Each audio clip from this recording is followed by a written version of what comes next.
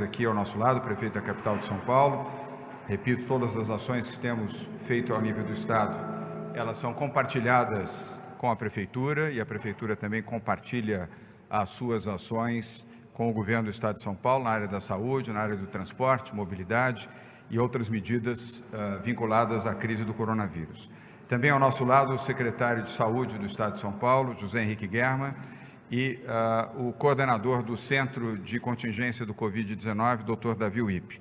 Estão também presentes aqui, ao lado, acompanhando, Rodrigo Garcia, vice-governador e secretário de Governo do Estado de São Paulo, Alexandre Baldi, secretário de Transportes Metropolitanos, João Otaviano, secretário de Logística e Transportes, General Campos, secretário de Segurança Pública, Marcos Penido, secretário de Infraestrutura e Meio Ambiente, Marcos Vignoli, secretário de Desenvolvimento Regional, Vinícius Lumert, secretário de Turismo, Coronel Nivaldo, secretário de Administração Penitenciária, Patrícia Ellen, secretária de Desenvolvimento Econômico, Kleber Mata, secretário de Comunicação, Dimas Covas, diretor do Instituto Butantan, e Rui Ferraz, delegado-geral de Polícia. Bruno Covas também está acompanhado aqui de vários dos seus secretários. Eu destaco Edson Aparecido, secretário de Saúde do município de São Paulo. Queria abrir esta coletiva de imprensa, mais uma vez agradecendo os profissionais de imprensa do Brasil. Vocês têm feito um trabalho muito importante. Eu repito, nós estamos numa guerra.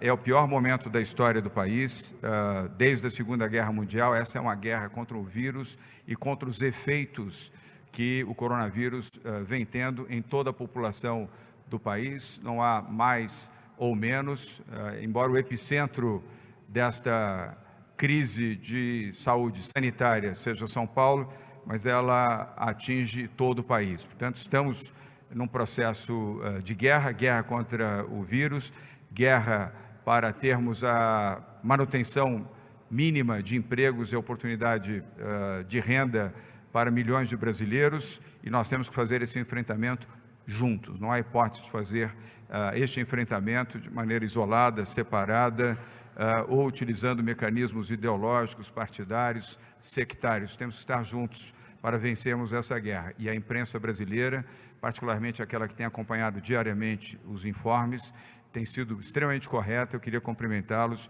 pois um dos fatores primordiais nessa guerra é a informação transparente, objetiva, bem analisada e bem apresentada à população.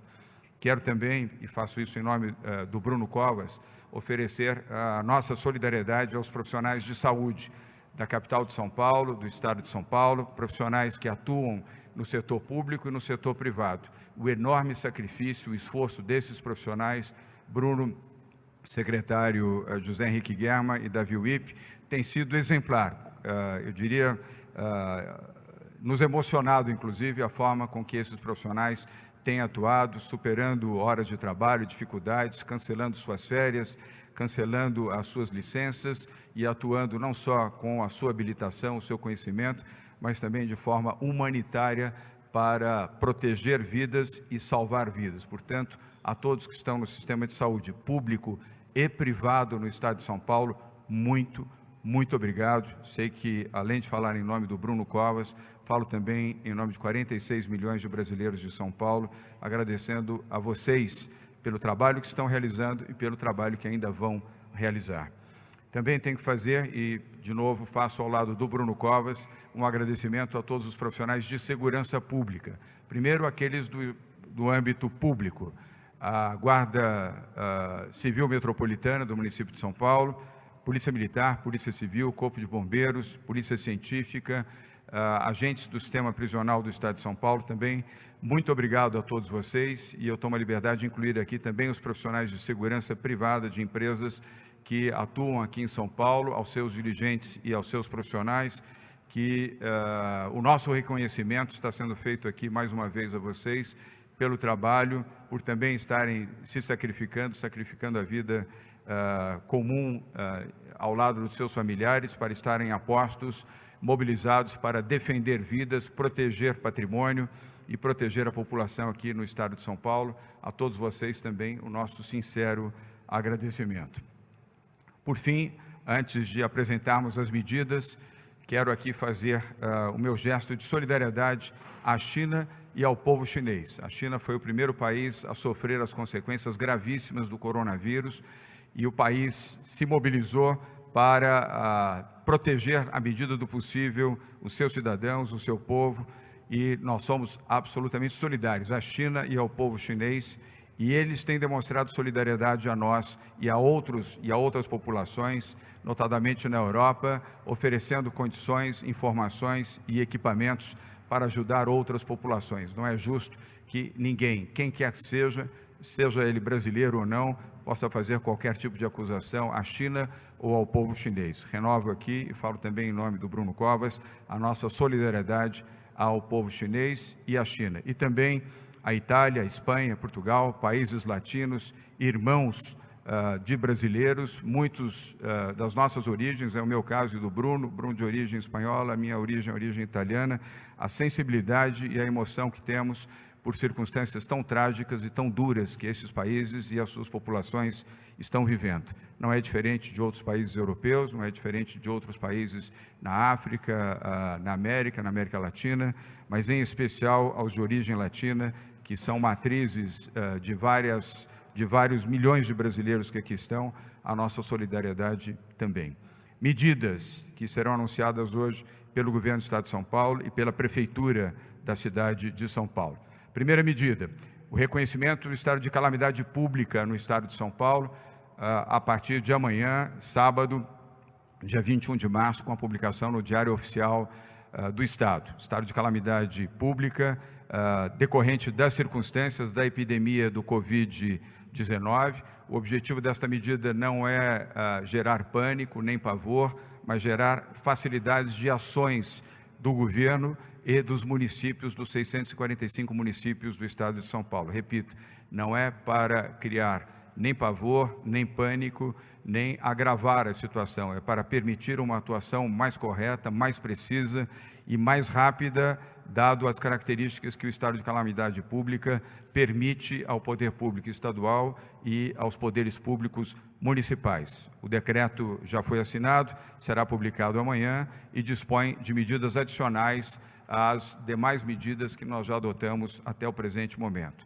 E repito, o decreto simplifica o processo de compras e contratações de serviços essenciais, tira qualquer burocracia e protege os gestores públicos dessas medidas, dando mais agilidade e rapidez ao governo neste enfrentamento. Quero repetir o que temos dito ao longo de todos esses dias. Na verdade, nós estamos fazendo encontros com a imprensa nos últimos 17 dias, que todo dia é um dia de agonia, é um dia de dificuldade, mas é um dia de enfrentamento e de decisões.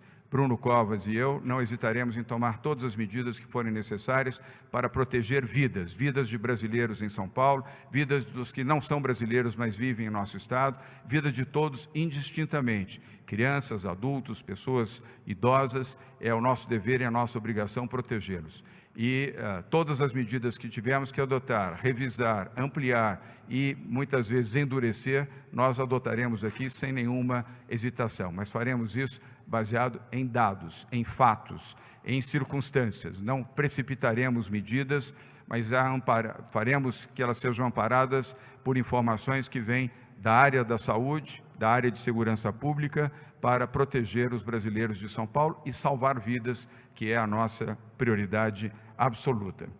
Segunda medida, suspensão das atividades de serviços públicos estaduais não essenciais a partir de segunda-feira, dia 23 de março, até 30 de abril de 2020. Quais são esses serviços públicos de ordem estadual? Bruno Covas também fará uma intervenção e falará sobre as atividades no âmbito da Prefeitura de São Paulo, logo na sequência.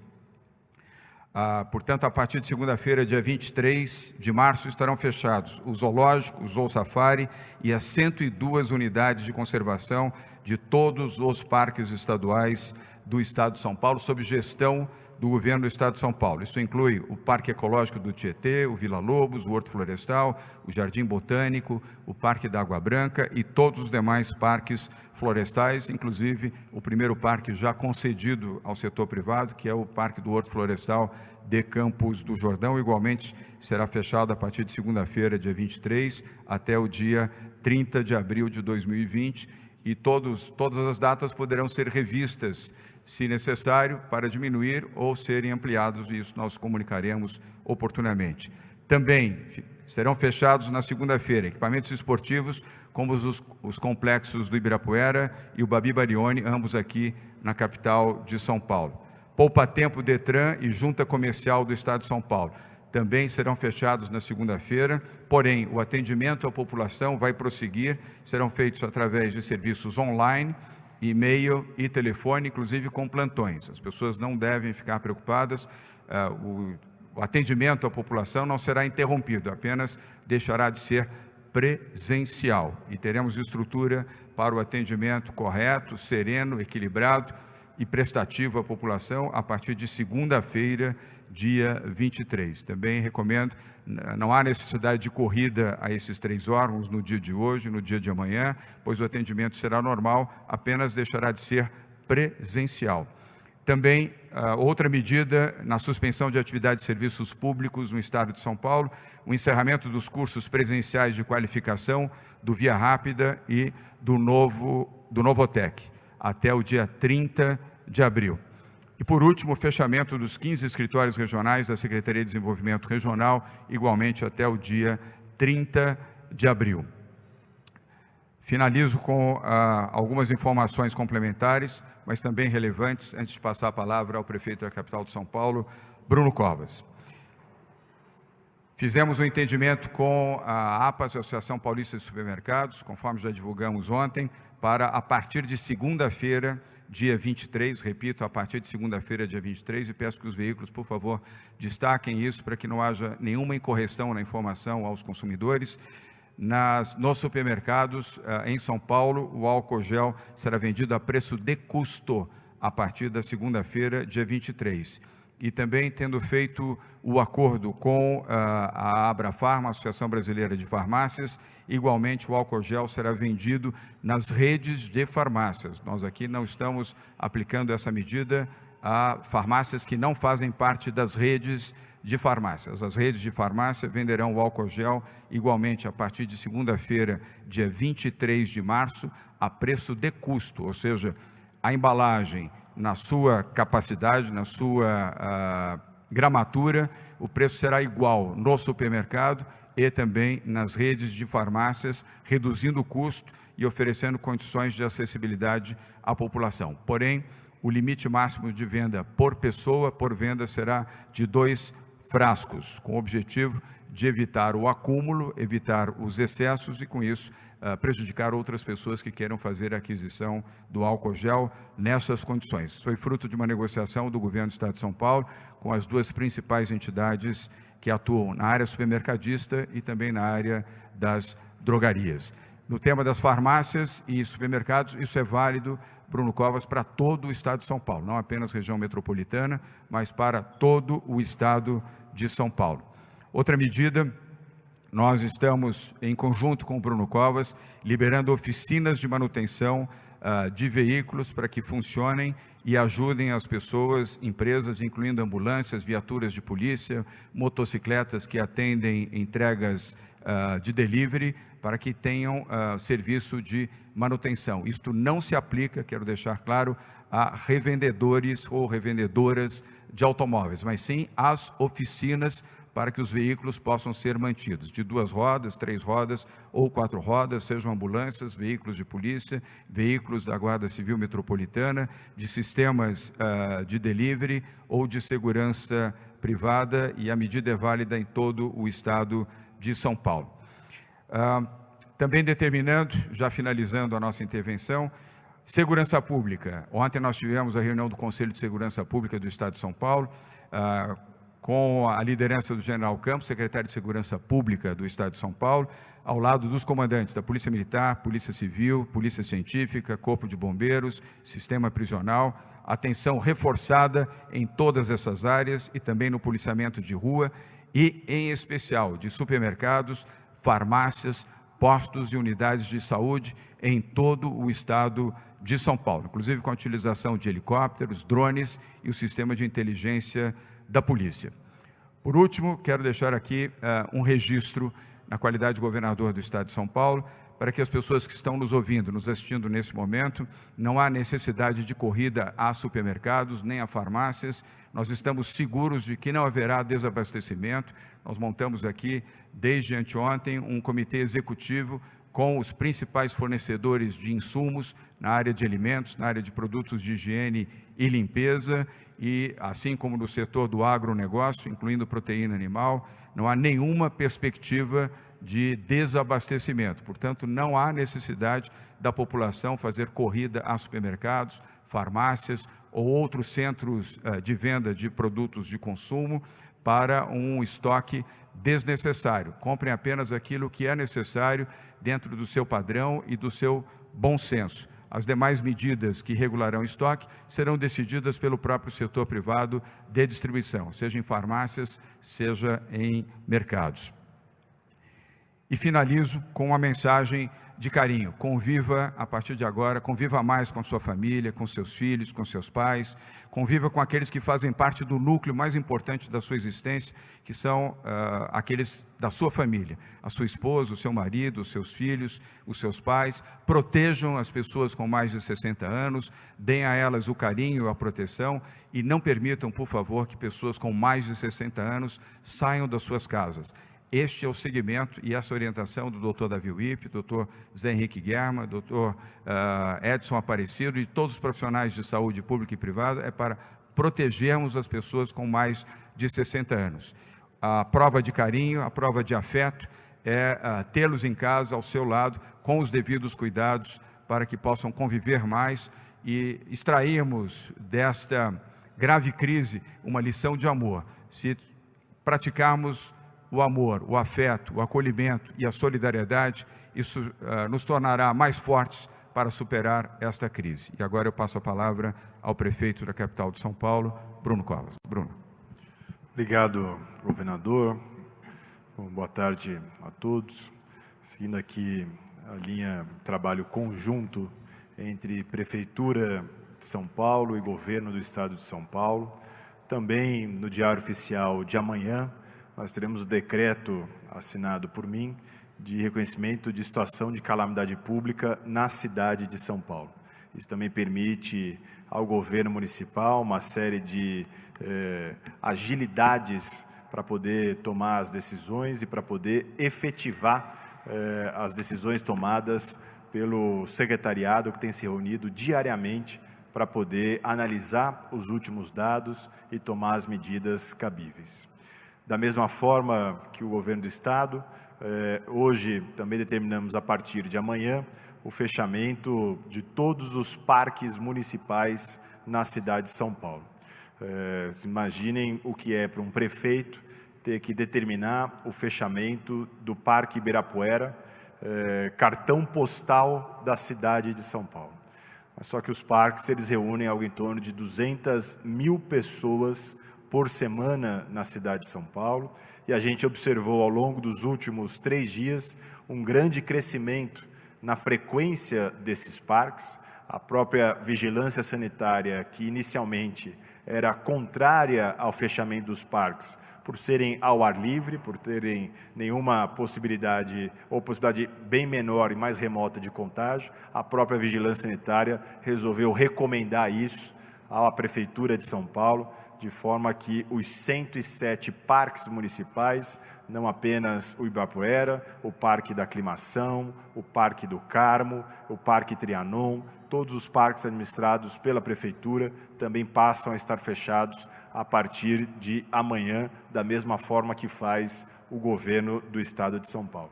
Eu estava agora, governador, como mencionei no dia de ontem, lá em Parelheiros, entregando as primeiras 20 UTIs, que é o compromisso da Prefeitura de São Paulo. Serão ao total mais 490 leitos de UTIs aqui na cidade de São Paulo.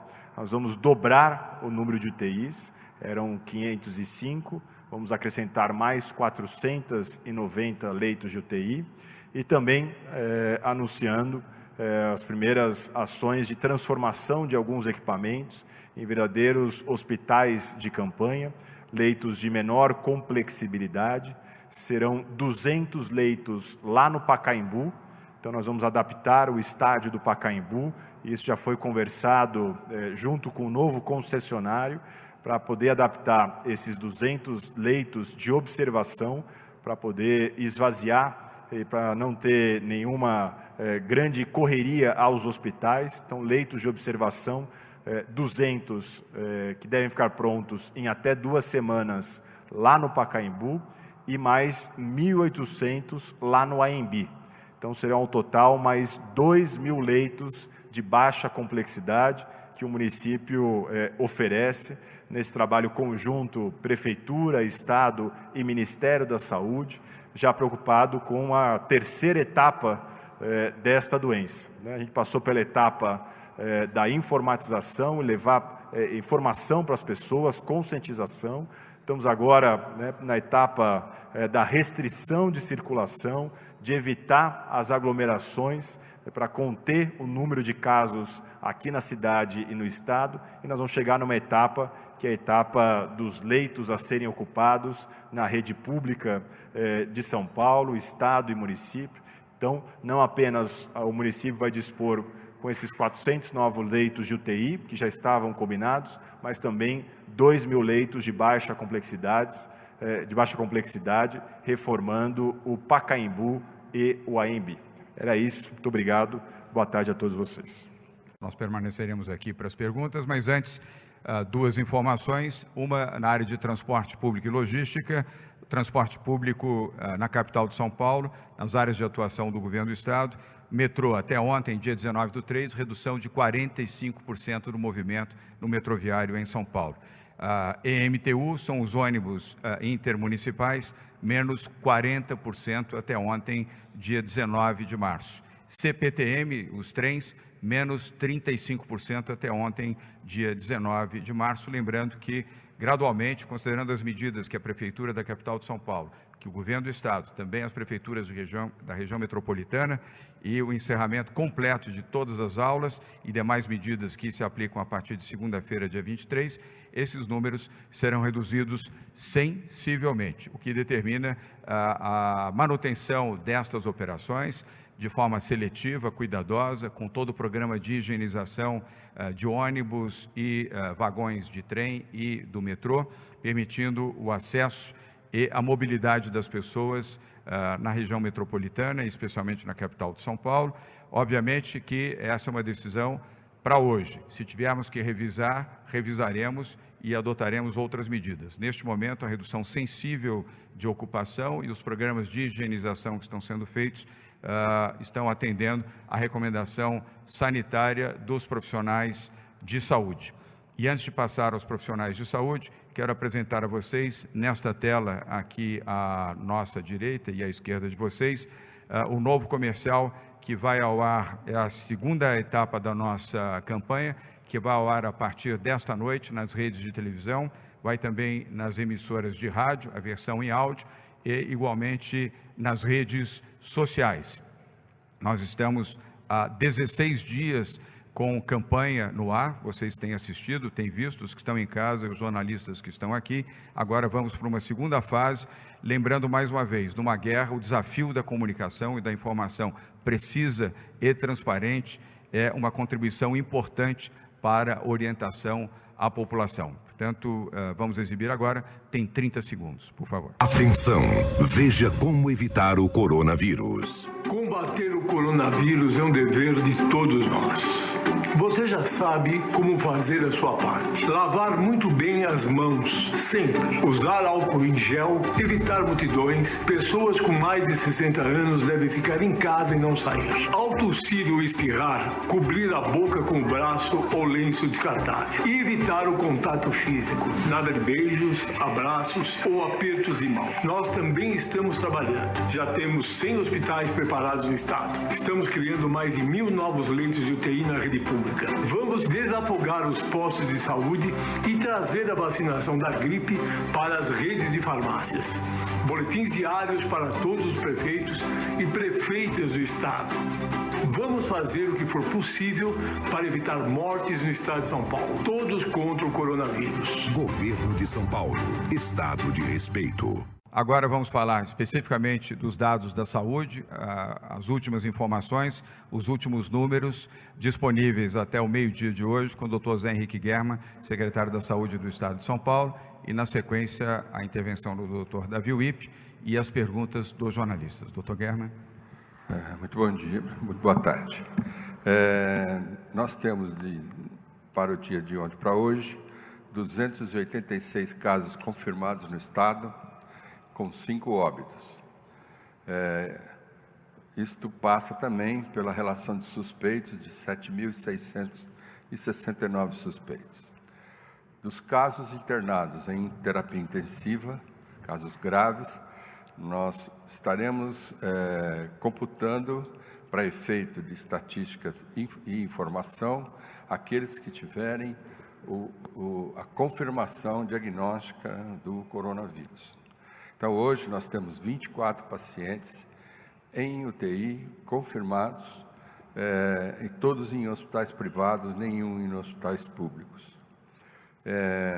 A partir de segunda-feira, teremos o início da campanha de vacinação, muito importante. Ela tem como foco a população de idosos, que chega quase a 5 milhões em toda a grande São Paulo, e os profissionais de saúde de 1,4 milhões, mais a força policial que esteja atrelada aos serviços de saúde também. Isso começa no dia 23. Uma outra informação é que a partir também do dia 23, o Instituto Butantan reforça para nós, junto ao sistema de diagnóstico, e terá capacidade de fazer até 1.000 testes por dia. Então, agora, para o Estado de São Paulo, temos o Adolfo Lutz e o Instituto Butantan como entidades públicas que estariam fazendo o diagnóstico do coronavírus. Era o que eu tinha para hoje. Obrigado.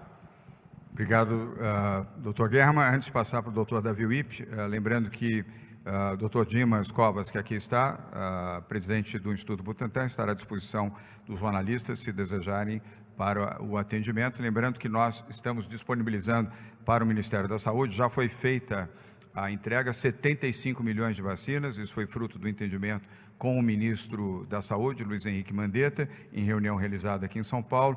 A parte logística já foi feita praticamente para todo o país, numa contribuição do Instituto Butantan ao sistema imunológico do Brasil. O Instituto Butantan é o maior produtor de vacinas da América Latina, um dos maiores produtores de vacina do mundo. Quero lembrar também, ao falar de vacina, que a partir da segunda-feira, dia 23, fruto igualmente de um acordo do Governo do Estado de São Paulo com as redes de farmácias da Abrafarma, também haverá vacinação nas farmácias. Para haver o esclarecimento, por favor, entre no site da Abrafarma para identificar quais são as redes e as demais informações para a correta utilização destes serviços. Doutor Germa, quer complementar? Duas complementações só. A vacinação é feita pelo sistema da Prefeitura Municipal, nós damos todo o apoio logístico e de recursos, e a própria vacina produzida no Instituto Butantan. A outra questão é que a vacinação em farmácias é para o mês de abril, a partir do dia 13 de abril.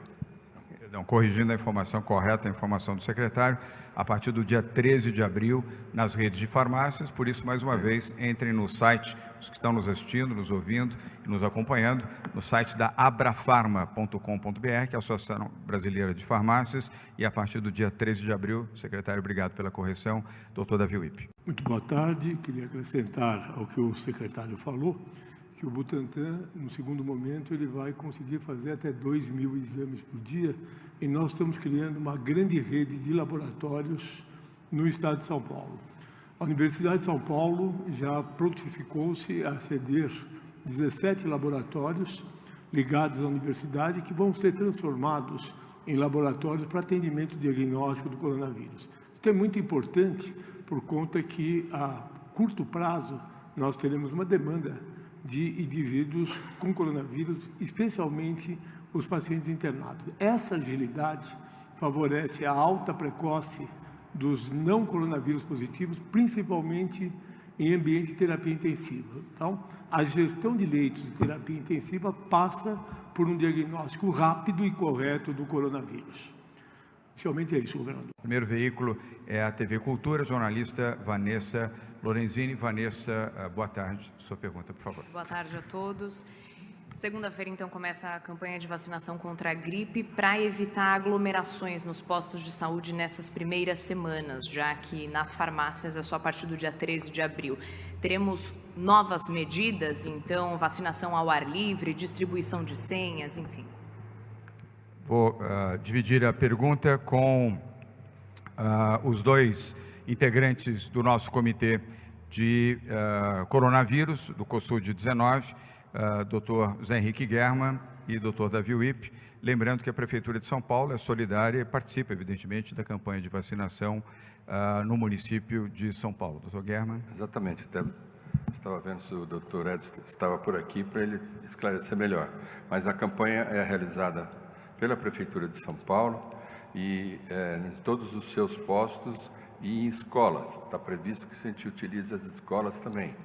Então, com isso, dá uma quantidade de pontos de vacinação bastante grande, e procurando evitar e diluir a aglomeração dos primeiros dias, porque com esta situação que nós estamos vivendo hoje, espera-se que nos primeiros dias tenha uma quantidade de pessoas buscando vacinação bastante grande.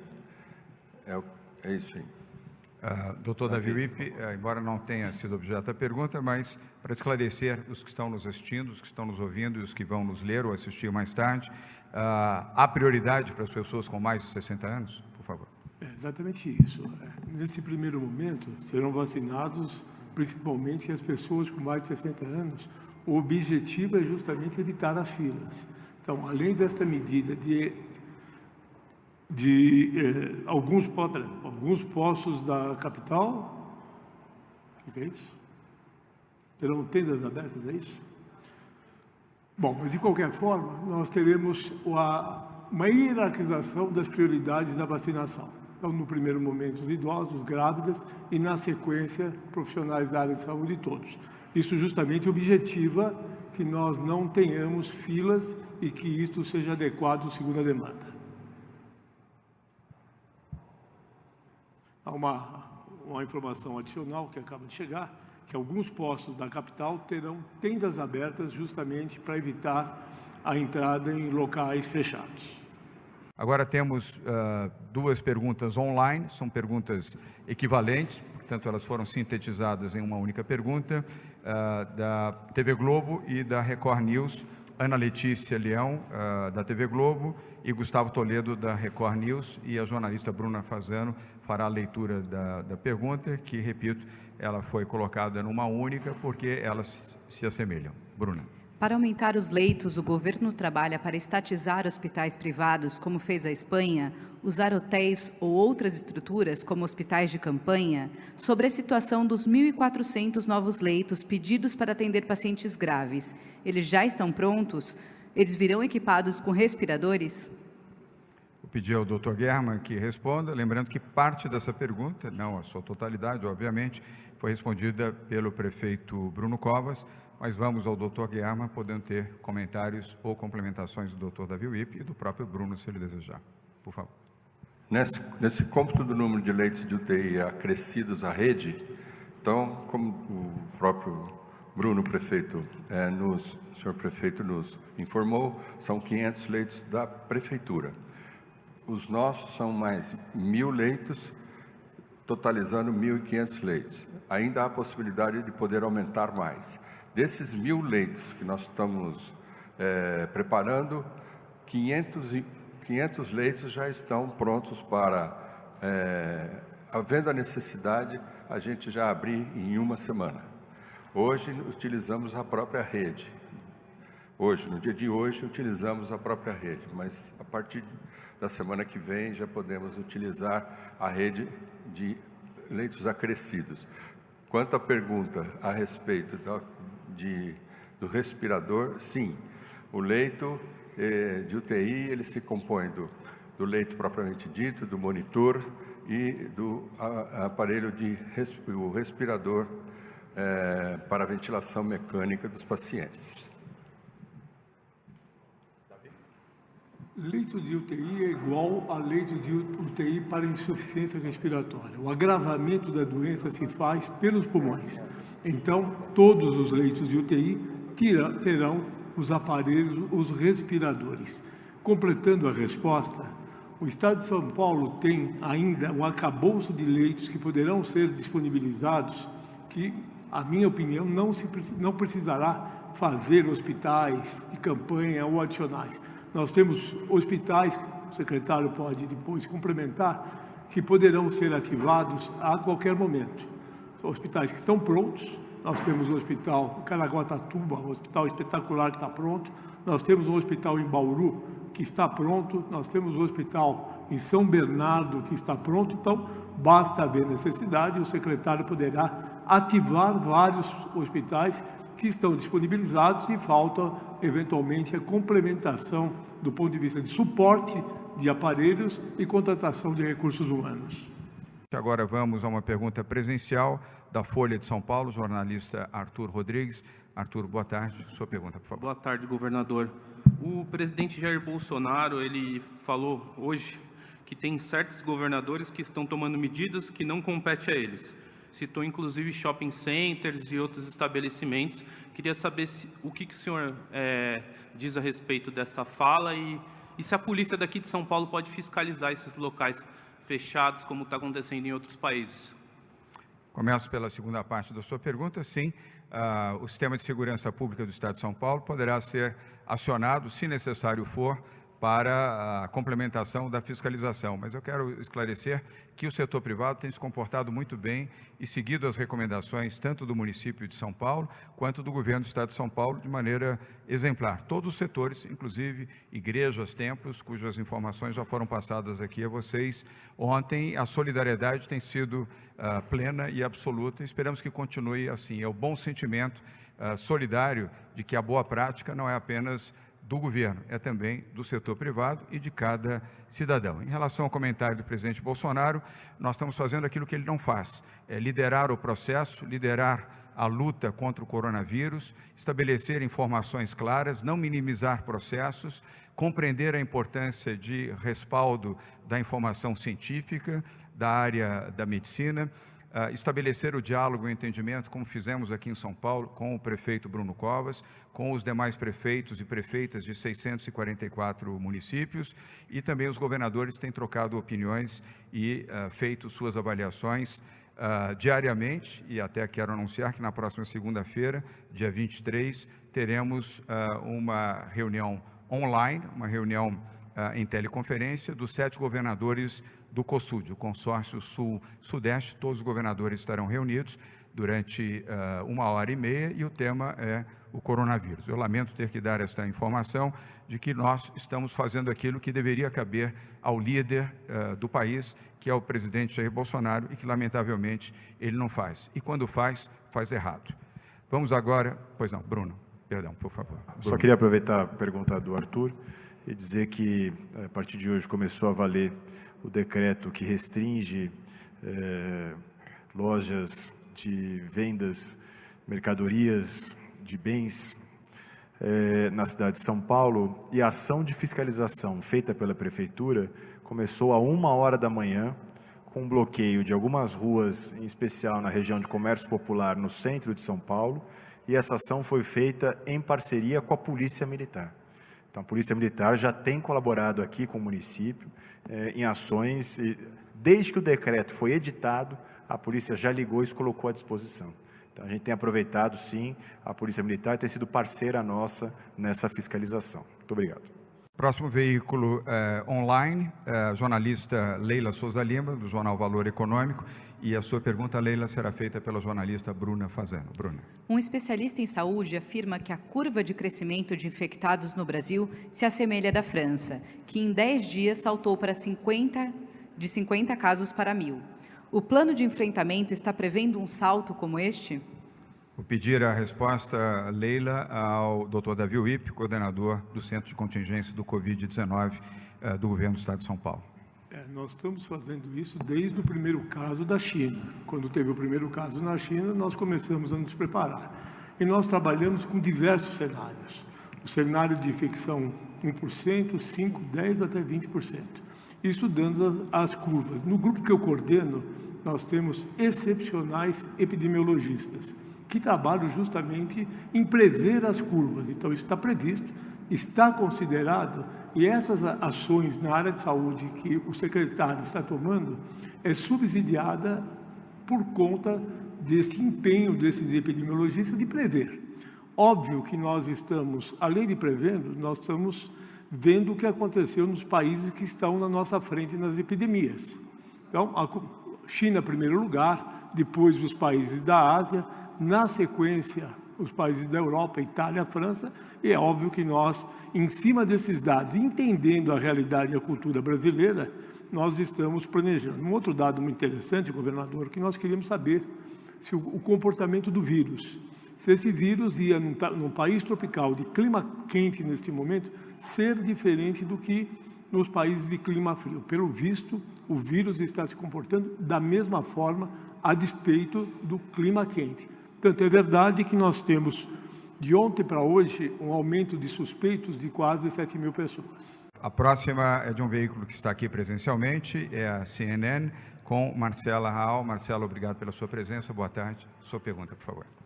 Boa tarde, governador. A gente está ao vivo pela CNN Brasil. Eu queria falar sobre isso que vocês estavam comentando. Já existe, então, uma previsão do pico da doença no estado de São Paulo? E se já existe alguma previsão de adotar alguma medida mais drástica, como o toque de recolher ou mesmo o isolamento do estado? Obrigada. Marcelo, divido a resposta à sua pergunta com o doutor Davi Wippe e com comentários do doutor Guerra, se ele desejar. Nós temos vários cenários e o governo do estado de São Paulo trabalha com vários desses cenários de maneira previsível, mas ele só pratica o efeito quando tem as informações precisas da área da saúde. Nós não vamos precipitar medidas, vamos adotá-las na forma correta e no momento correto, sempre amparado em informações científicas, cuidadosamente avaliadas por esse grupo de trabalho que é comandado pelo Dr. Davi Wippe, e a ele eu passo agora a palavra para complementar a resposta ao jornalista Marcela Raal, da CNN. Dr. Davi. Nós entendemos que a previsão é de ter um pico entre abril e maio, provavelmente mais para o final de abril, meio de abril e maio. Isto é previsão. Então, você prevê e você atesta fatos no dia a dia. O que nós estamos fazendo? Tentando retardar a curva e abaixar essa curva. Como é que você faz isso? Através dessa política de restrição de caminhos de pessoas. Então, a ideia da restrição, fundamentalmente, é diminuir o número de infectados e, em segundo lugar, achatar a curva. Eu entendo que, com as medidas tomadas pelo prefeito, pelo governador, isto vai ser conseguido. Nós temos hoje uma restrição de idas e vindas de aproximadamente 60%, conforme informações da vigilância sanitária do município. Isso é muito importante, porque você conseguindo retardar o pico, você não sobrecarrega o sistema de saúde. Então, isso é uma estratégia que foi adotada em outros países e nós estamos adotando aqui no estado de São Paulo. Doutor Guerra. Só para complementar, a forma mais eficiente, aliás, eficaz, que você teria para prever aquilo que vai acontecer, porque eu entendi que da sua pergunta você quer saber quanto vai ser o pico de pessoas doentes, e só vamos conseguir mais um certo tempo, porque ainda é muito cedo, em termos de número de casos que nós temos, para estabelecer qualquer efeito matemático nesse sentido. Então, infelizmente, ainda não é o momento da gente fazer, pela história recente da doença, essas previsões solicitadas por você. Vamos agora a uma pergunta online, é do SBT de Santos, da jornalista Rafaela Ferreira, que deve estar nos assistindo nesse momento. Rafaela, a sua pergunta será formulada pela jornalista Bruna Fazano. Bruna. O governo pretende adotar medidas para fechar o sistema Anchieta Imigrantes? Essa eu mesmo respondo. A resposta é não. Nesse momento, não. Não há nenhuma medida que determine o fechamento do sistema Anchieta Imigrante. Portanto, a resposta é negativa. Vamos agora à próxima pergunta, é do jornalista Júnior Berilo, da Super Rádio. Júnior, obrigado pela presença. Boa tarde. Sua pergunta, Boa tarde, governador. Boa tarde a todos. Governador, a minha pergunta ela é em relação a uma das medidas que foram anunciadas ontem, que é a questão das missas, dos cultos que foram restritos, a orientação é que a restrição aconteça aqui na capital e na região metropolitana. Eu gostaria de saber por que não estender essa medida para o interior, tendo em vista que no interior nós temos grandes movimentos religiosos, Aparecida, por exemplo. Aparecida, há a questão que lá tem uma ordem judicial que impediu a realização de missas desde o último sábado, mas não impediu o turismo religioso. E hoje pela manhã eu fiz contato com 2 empresas que operam o transporte terrestre de passageiros e eu tive a informação que pessoas idosas na faixa dos 60 aos 80 anos têm procurado o guichê dessas 2 empresas na rodoviária do CT pedindo passagens gratuitas para esses locais, já que eles têm direito. Eu gostaria que o senhor reforçasse a orientação para os idosos que o momento não é de férias, não é de turismo religioso, é para ficar em casa para resguardar a segurança não só deles, mas de todas as pessoas. Júnior, agradeço duplamente pela pergunta e pela observação. E aqui começo pela observação. Pessoas com mais de 60 anos devem ficar em casa, sejam residentes na capital, residentes na região metropolitana, no litoral ou no interior, e ouso dizer em qualquer parte do país. Repito, pessoas com mais de 60 anos não devem sair de casa. Por favor, se você tem um pai, um avô, um amigo, um vizinho com mais de 60 anos, ajude a conscientizá-lo a não sair de casa, em hipótese alguma, só em caso extremo. Não é hora de fazer turismo, não é hora de fazer compras, não é hora de fazer caminhada, não é hora de sair de casa, é hora de ficar em casa. E este trabalho de conscientização, cada pessoa tem que ter consciência de que a sua vida pode estar em risco. Você tem a obrigação de defender a sua vida e a sua existência. E se você é parente, é filho, é irmão, é pai, é vizinho, é amigo, oriente também pessoas com mais de 60 anos a não sair de casa, com exceção daqueles que são profissionais de saúde, aqueles que estão em missão específica e objetiva na área de segurança pública, ou como eu, que tenho 62 anos e sou governador do Estado de São Paulo, e obviamente não vou governar da minha casa, eu governo aqui com todos os cuidados devidos e as orientações do Dr. Guerra, do Dr. Davi Wipp, mas faço conscientemente e com as proteções devidas a alguém que tem 62 anos. Nenhuma outra pessoa, excluído aquelas que têm missão específica, deve sair. Fique em casa. Em relação às igrejas e templos, a nossa orientação foi para todas as igrejas e todos os templos, não foi apenas para a região metropolitana, foi para todos. Todos têm essa consciência, sejam as igrejas evangélicas, igrejas católicas, ortodoxas, anglicanas, as igrejas de matrizes africanas ou todas as outras manifestações. Portanto, eu agradeço, Júnior, para enfatizar mais uma vez para que todos evitem cultos e dar uma informação complementar. Até 20 pessoas, no máximo e no limite, numa igreja e no templo, é aceitável. Nós não estamos determinando, nem Bruno Covas na Prefeitura de São Paulo, nem nós, a nível do Estado, o fechamento de templos e igrejas, mas a não realização de cerimônias, de celebrações, de missas e de cultos, para que isso fique bem claro a partir de já, e especialmente a partir de segunda-feira, como nós comunicamos, para que haja tempo também das igrejas, das entidades, daqueles que representam a sua fé, comunicarem a todos, a toda a sua rede, e exercitarem a fé através da versão eletrônica, da televisão ou através da internet. E presencialmente o limite 20 pessoas e isoladamente, separadamente, já que algumas igrejas, alguns templos não fecharão. Se tivermos necessidade, mais adiante, Bruno Covas e eu adotaremos medidas mais restritivas, mas nós estamos sempre confiando na capacidade daqueles que são dirigentes de igrejas católicas, evangélicas ou de qualquer natureza, de terem consciência cidadã, de terem capacidade humanitária e solidária também. Primeiro com as suas próprias igrejas. O maior exemplo tem que ser dado pela própria igreja, independentemente de orientação governamental. O governo já orientou e, se necessário, adotará medidas mais rígidas. Esperamos que não seja necessário avançarmos neste ponto, e eu divido aqui também a minha palavra com o prefeito Bruno Covas, já que os maiores, com exceção de Aparecida, da Basílica de Aparecida, todos os grandes templos das principais igrejas estão estão localizados aqui na capital de São Paulo. Bruno. Eu queria, sem parecer repetitivo, mas insistir nessa tecla. Isolamento social não é férias. Não é um momento de viagem, não é um momento de andar no parque, não é um momento de confraternização, é um momento de isolamento social. O quanto mais as pessoas puderem ficar em casa, não é mais apenas um ato de higiene, é um ato humanitário, de respeito ao próximo, de respeito à família, aos amigos, aos conhecidos. É importante insistir nessa tecla. Com isso, nós vamos passar melhor por essa pandemia. Então, insisto nessa tecla, de que isolamento social não é motivo para festejar, é motivo para ficar dentro de casa, aguardar passar por esse momento.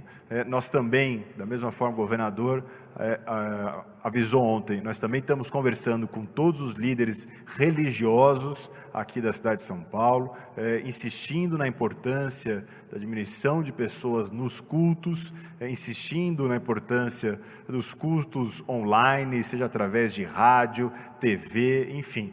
Estamos acompanhando isso, e se for o caso, como ele mesmo mencionou, mais na frente, a gente toma outras medidas mais drásticas. Mas a gente tem certeza que as igrejas também terão compreensão, né, por respeito aos seus fiéis, por respeito à vida, de que não é o momento de aglomerações. Muito obrigado. Perfeito, Bruno Covas. Júnior Berilo, muito obrigado mais uma vez.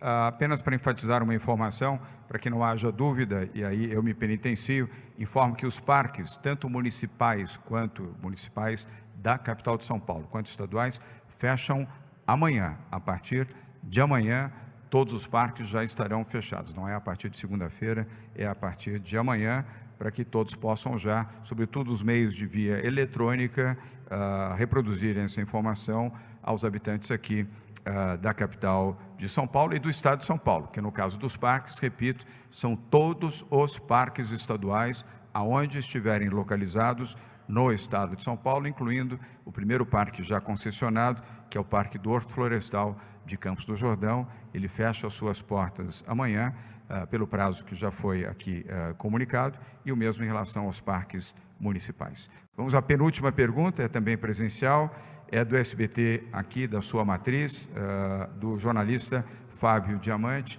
Fábio, boa tarde, sua pergunta, por favor. Boa tarde, governador, boa tarde a todos. Governador, minha pergunta é em relação ao sistema penitenciário. Existe já, de fato, uma atenção muito grande no funcionalismo público das famílias dos presos, que as visitas estão mantidas, em princípio, e o relato é de que os prefeitos das regiões, dos presídios, inclusive, estão limitando a hospedagem de familiares de presos para as visitas desse final de semana, o que tem criado uma tensão, inclusive com a notícia de que já existiriam casos suspeitos entre os funcionários. E a sua opinião nessa mesma questão sobre as orientações jurídicas, inclusive do Supremo, de alguns ministros, de que presos envolvidos em crimes não violentos deveriam ser soltos, caso a caso, para evitar o contato eventual contato com o vírus. O ministro Sérgio Moro se posicionou contra. Eu queria saber a sua opinião sobre isso. Bom, começo pela segunda questão, sem desmerecer o ministro Sérgio Moro, mas manifestações e medidas do Supremo são normalmente feitas para serem obedecidas. E, neste caso, se houver esta determinação, nós vamos avaliar, determinação formal, não apenas uma opinião, nós vamos avaliar a possibilidade, neste atendimento, do ponto de vista de garantir a segurança pública no estado de São Paulo, dado ao fato de que o maior sistema prisional do país é aqui em São Paulo, nós temos 230 mil pessoas em regime penitenciário. Em relação à primeira parte da sua pergunta, eu prefiro que isso seja respondido pelo secretário da Administração Penitenciária, Coronel Nivaldo, pois ele está fazendo este acompanhamento hora a hora com todo o sistema penitenciário. Eu vou pedir a ele que possa conversar. Ele está aqui? Então, pode vir aqui, por favor. Eu não tinha lhe visto, eu estava olhando aqui para o jornalista Fábio Diamante, facilitando não só a informação aos telespectadores da sua emissora, como também aos demais que aqui estão. Por favor, Coronel. Pode ligar. Isso, pode usar esse. O Coronel Nivaldo é o secretário do Sistema Penitenciário do Estado de São Paulo. De que maneira podemos ajudá-los? Não, desculpa, o jornalista Fábio Diamante, do SBT. Fábio, se você puder repetir a primeira parte da sua pergunta, por favor.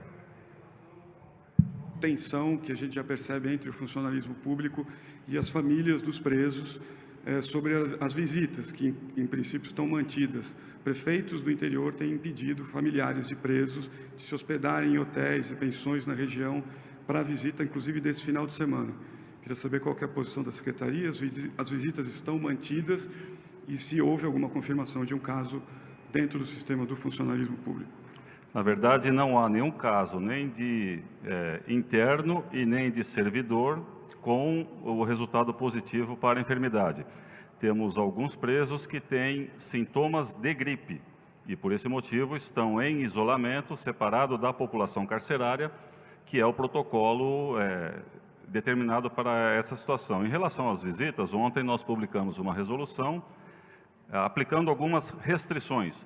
Não é a manutenção do que já tínhamos com a visita liberada, também não é a proibição total das visitas. É um meio termo e entendemos que essa é uma solução progressiva que pode ser reavaliada a qualquer tempo, em função do cenário que encontrarmos aqui fora. Não podemos discutir a ação de prefeitos, porque isso não nos compete, mas em relação à Secretaria da Administração Penitenciária, a resolução define uma restrição parcial da visitação. Não entendi. A restrição é que cada preso terá direito a um visitante. Esse visitante não pode ser pessoa do grupo de risco, não pode ser menor de idade, e nós faremos a triagem em todas as unidades prisionais com servidores da saúde ou servidores do sistema penitenciário para verificar se o visitante apresenta algum sintoma de qualquer enfermidade, além de fazer a medição da temperatura corporal. A pessoa que se enquadrar nessas circunstâncias terá proibida a sua entrada no sistema.